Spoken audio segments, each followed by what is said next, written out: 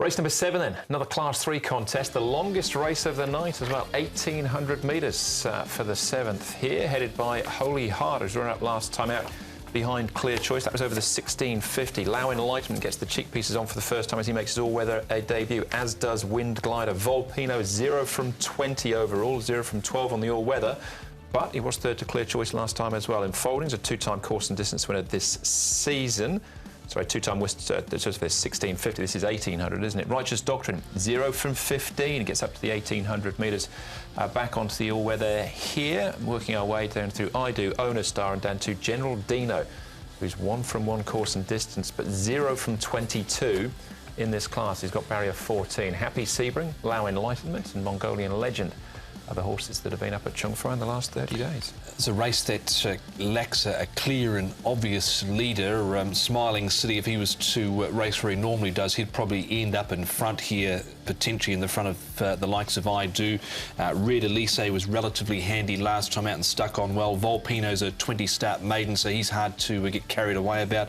Lau Enlightenment there's got the cheek pieces on for the first time, and in Folding caught wide there for Zach Purton from gate number 12. It doesn't look to be a lot of speed in this race, Graham. And that's a big worry, because we saw a scrum down in a similar race with lots of these. Holy Heart suffered in that scrum down. He ended up in a moderate tactical position, but he rattled home, and he's in great form. He goes quite keenly, and he handles the dirt really well. He needs a bit more luck. Red Elise has limited evidence, limited experience racing on the dirt. You can see here that he seems to be coming home quite nicely under Tony Picone, but others have more solid dirt profiles, perhaps. He goes through the line nice and strong. We've got I Do here again.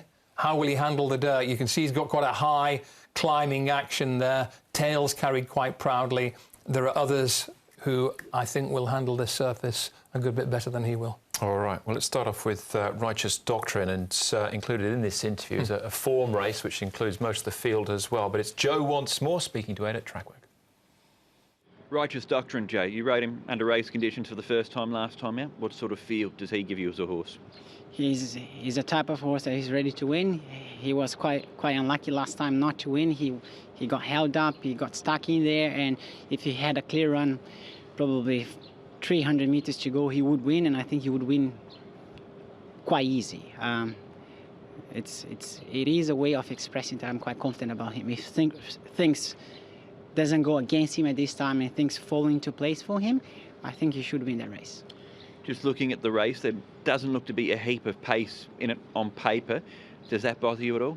It doesn't, because he's got a good gait, and I think he's going to be right there. If they go too slow, he's going to just be climbing on their heels just behind the speed, and he does have a great finishing, so he just have to produce his very best. On doing, I think he's going to be hard to beat.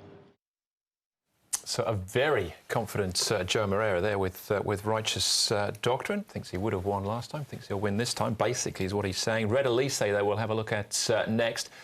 Turf form here with him running third to Got a Dragon wins this race. Back onto the all-weather for him. Yeah, this was up over 2,000 metres for him last time out. Good finish between the top two, but he was prominent throughout, and he battled on fairly well on this occasion. World Famous has come out of this race and since won, and will go around at the weekend, but certainly wasn't a bad run from him. He's tried the all-weather a couple of times, Graham. He's been in good nick on the turf. The question is he going to be slightly better on the all-weather? That's what he needs to be to win. We just haven't got enough evidence to be sure about that. All right, Owner's Star we can take a check on as well. It was a winner at Happy Valley earlier in the season as he tries the 1,800 metres on the dirt for the first time. Yeah, he's run OK on the all-weather, and as you can see, he trials quite nicely here. I think just a little more needed on his form, both dirt and turf. Furore is the horse who leads them home. Beat the Clock is in second, so he's in some pretty lofty company here, but again, the surface is a potential issue. Yeah, 6 runs on the all-weather for Zilch so far, so I'm happy to leave him out. Yeah, it was the distance 1,800 Happy Valley. And the horse he was going past on the bridle was Time Warp, who ran all right in the weekend, but I wouldn't take that too literally. Righteous Doctrine favourite, Graham, you with? Yeah, he just needs a righteous path. Righteous Doctrine. He's been unlucky more than once. A real schmozzle last time when his head went right up in the air just as he was about to challenge. This could be the night for Righteous Doctrine. Holy Heart ran really well last time, coming on strongly in 22.4. Hold-up horse, bound to run well. Enfolding came from well off the same pace as the two I've got on top. Volpino was only just behind. If that Righteous Doctrine race is the key form guide. I'm in business here. If it isn't, I'm in trouble. Win number 9, Righteous Doctrine. I hope you're right, Graham, because my patience is starting to wear very thin with Righteous Doctrine. We'd oh so close last time out, but it was just a bit of a horror show, really, over the final stages. So he gets another chance. Holy Heart, he'll need the pace on. That's questionable whether there will be too much pace in the race and folding. And I'm loath to tip Volpino, but I have. He's in the mix there as well. 9, 1, 7 and 5. I've actually got on top Volpino, the 20-start maiden.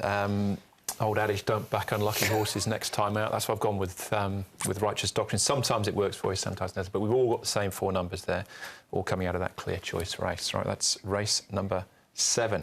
One more race to go then. Race number 8 plus all the best bets. That's up next.